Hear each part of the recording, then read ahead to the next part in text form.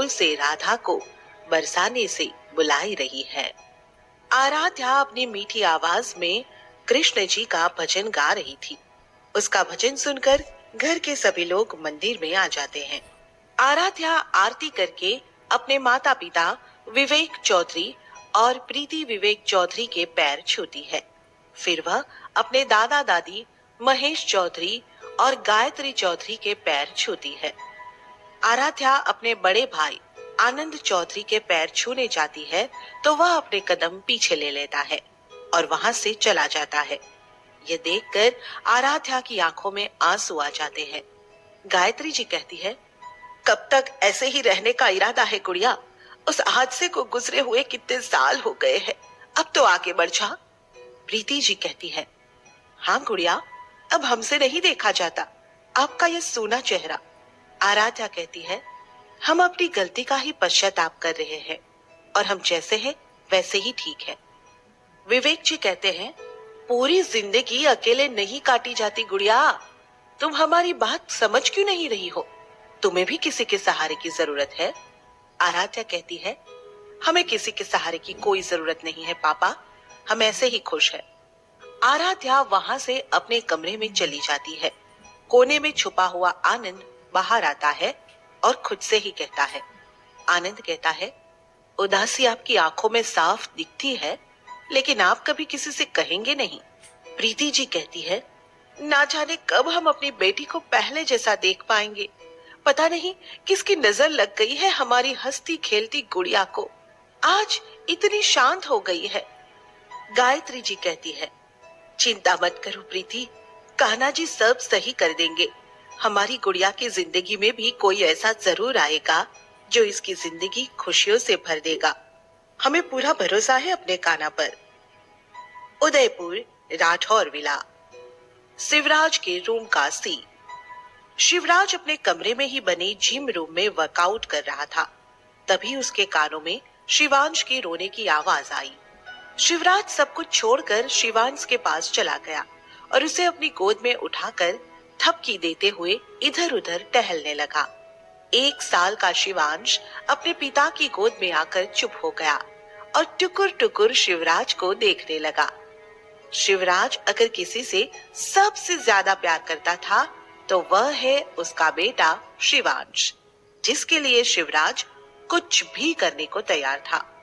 थपकी देने की वजह से शिवांश फिर से सो गया। शिवराज ने शिवांश को बिस्तर पर लिटाया और उसके अगल बगल तकिए रख दिए ताकि वह गिरे ना और फिर से जिम रूम में चला गया। थोड़ी देर के बाद डाइनिंग टेबल पर शिवराज ने शिवांश को अपनी गोद में बिठाया हुआ था और उसे खिला रहा था। सबकी नजरें शिवराज और शिवांश पर ही थी। जानकी जी और पायल की आंखों में हल्की सी नमी थी। शिवांश को खिलाने के बाद एक मेड आई और शिवांश को ले गई। उसके बाद शिवराज अपना नाश्ता करने लगा। तभी पायल जी थोड़ा हिम्मत करके कहती है। पायल जी कहती है, शिव, हम सब जानते हैं कि आप शिवांश से बहुत प्यार करते हैं और उन्हें किसी भी चीज की कोई कमी नहीं होने देना चाहते, लेकिन फिर भी चाहे आप कुछ भी कर ले, लेकिन एक माँ की कमी कभी पूरी नहीं कर सकते। शिवांश अभी बहुत छोटे हैं, उन्हें एक माँ की जरूरत है। अगर आप।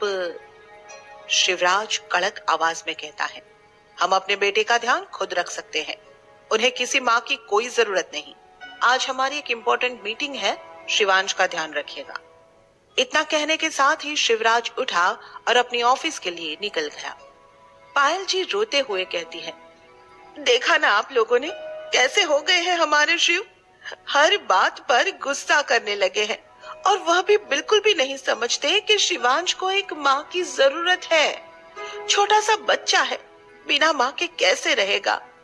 हम सब चाहे कितना कर ले, लेकिन एक माँ की कमी कभी पूरी नहीं कर सकते। ना जाने शिवराज कब ये बात समझेंगे। जानकी जी कहती है, आप बिल्कुल भी चिंता मत कीजिए, शिव से हम बात करेंगे और हमें पूरा विश्वास है कि वह हमारी बात जरूर समझेंगे।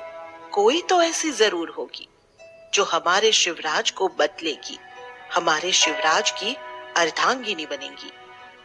Rathore groups of diamond. एक कार ऑफिस के सामने आकर रुकती है, जिसमें से शिवराज बाहर निकलता है।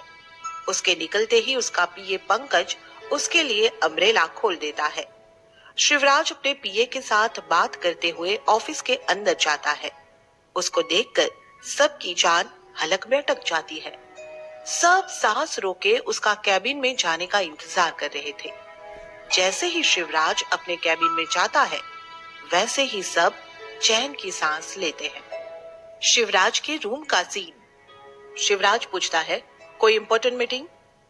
पंकज, शिवराज का पीए, कहता है, यस सर, आज एक इम्पोर्टेंट मीटिंग है मिस्टर गोयनका के साथ। और सर, परसों ऋषिकेश में आपकी मिस चौधरी के साथ मीटिंग है। शिवराज कहता है, ओके। शिवराज अपने काम में बिजी हो जाता है। शाम को राठौर विला, शिवराज का रूम। शिवराज ऑफिस से आकर शिवांश के साथ खेल रहा था।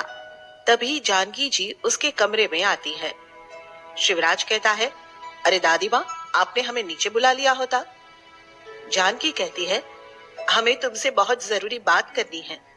शिवराज कहता है, कहिए। जानकी जी कहती है, देखो बेटा, हम नहीं जानते कि तुम दोबारा शादी क्यों नहीं करना चाहते, लेकिन एक बार प्रैक्टिकल होकर सोचना, शिवांश को सच में एक माँ की जरूरत है। तुम चाहे कितना भी कर लो उसके लिए, लेकिन कभी भी एक माँ की कमी नहीं पूरी कर सकते। शिवराज कहता है, और आपको क्या लगता है कि हमारी शादी हो जाने से शिवांश को माँ का प्यार मिल जाएगा? जानकी जी कहती है, बिल्कुल, आपकी दूसरी शादी होगी तो शिवांश को माँ का प्यार मिलेगा। शिवराज कहता है, ऐसी कोई लड़की नहीं जो अपनी सौतन के बच्चे को एक सगी माँ का प्यार दे सके। और हमें लड़की जात से नफरत है। सभी लड़कियां धोखेबाज होती है और हम फिर से किसी धोखे का शिकार नहीं होना चाहते। जानकी जी कहती है, सभी लड़कियां एक जैसी नहीं होती। कुछ लड़कियां ऐसी भी होती है जिन्होंने खुद धोखा खाया हो। वो लड़कियां कभी भी किसी दूसरे का दिल नहीं तोड़ सकती। शिवराज कहता है, सभी लड़कियां एक जैसी होती है और आपकी बार बार कहने से हमारा फैसला नहीं बदलेगा। हम दोबारा शादी नहीं करना चाहते। जानकी जी कहती है, आपको यही डर है ना कि जो लड़की आएगी वो शिवांश को माँ का प्यार नहीं दे सकेगी? शिवराज कहता है, जी। जानकी जी कहती है, अगर हम ऐसी लड़की ढूंढे जो हर तरह से आपकी अर्धांगिनी और शिवांश की माँ बनने के योग्य हो, तो क्या आप शादी कर लेंगे? शिवराज कहता है, अगर हमारी दूसरी शादी हुई तो वो सिर्फ शिवांश के लिए होगी, क्योंकि हमें अर्धांगिनी की जरूरत नहीं है। हम अकेले ही खुश हैं। अगर आपको लगता है कि हमारी दूसरी शादी कर लेने से शिवांश का भविष्य सुधर जाएगा, तो हम दूसरी शादी करने के लिए तैयार हैं।